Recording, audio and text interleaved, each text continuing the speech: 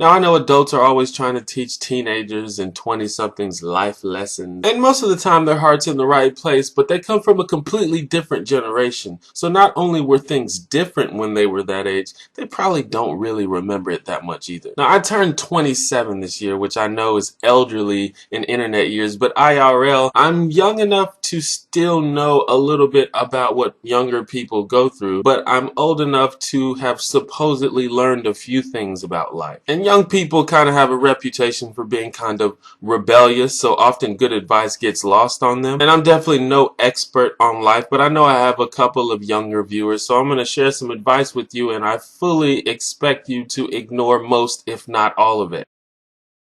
In most cases, your family will still continue to support you whether or not you get a job, but I still think you should go ahead and get one. There is nothing quite like having your own money that you get to mostly decide what you do with it. And I don't care if you're too young to actually get a job at a place like McDonald's or something. Take out the trash, mow lawns, babysit. People are always willing to pay you to do stuff that they don't feel like doing. I don't even care if you're loaded. Get a job. See, most families make their kids do chores, but if you get a job, you still have to do work, except you get paid for it. And I don't even care if you get an allowance, because most of the time that's much less than what you can make by getting a job. Probably because it requires less work. Getting a job can teach you the value of work and the value of money, and more importantly, the correlation between the two, which will do wonders in keeping you from becoming a spoiled brat.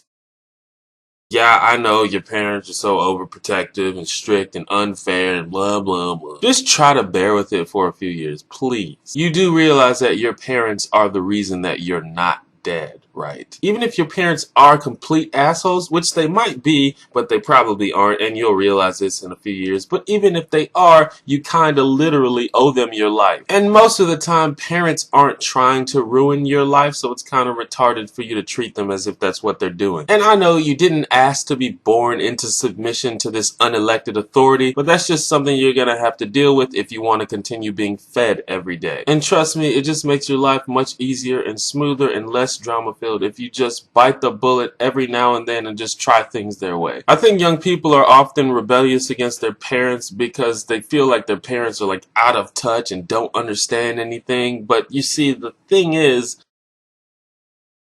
now, I don't want to sound like an asshole, but I don't care what you've been through. You have not been alive enough years to really know anything. And I feel like teenagers especially might take offense to this, because for some reason teenagers think that they're fucking brilliant. But I am here to tell you that you are not smart. And in 5 years you will look back at your teenage self and literally cringe. It's okay, we all do it. What you should do instead is to look outside of yourself and try to see things from other people's points of view. Read books, ask questions. You know, this is the time that you should be learning about life, and you should definitely not assume that you know any more about anything than anybody else, especially people who have been on earth longer than you.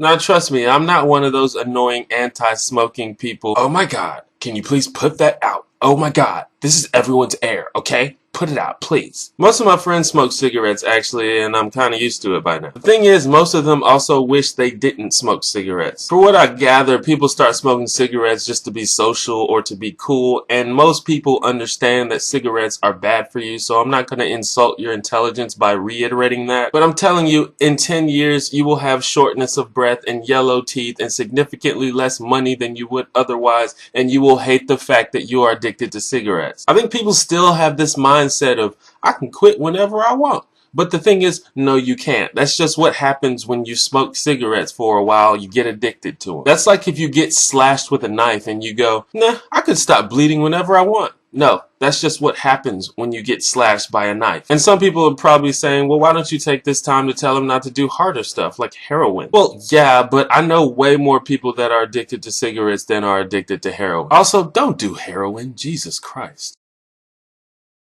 Now, this one's kind of unfair, I know, but your life will be so much happier if you follow this advice. See, when we become teenagers, we develop these real emotions like love and infatuation, but the problem is we're too dumb to know how to deal with it. And we stay dumb well into our 20s. Because of this, young love is way more intense than that of older people, and as such, the heartbreak is as well. And the heartbreak is almost certainly gonna happen because, let's face it, you don't fucking know how to manage a relationship. Now, I'm not saying don't get involved with people and don't go go on dates with people, but please don't look for Mr. or Mrs. Right in high school or college, because you won't find him or her. You'll just find more crazy people like you. Trust me, wait until you are a little bit older and you are actually mentally, physically, financially, and emotionally prepared to settle down with one person forever.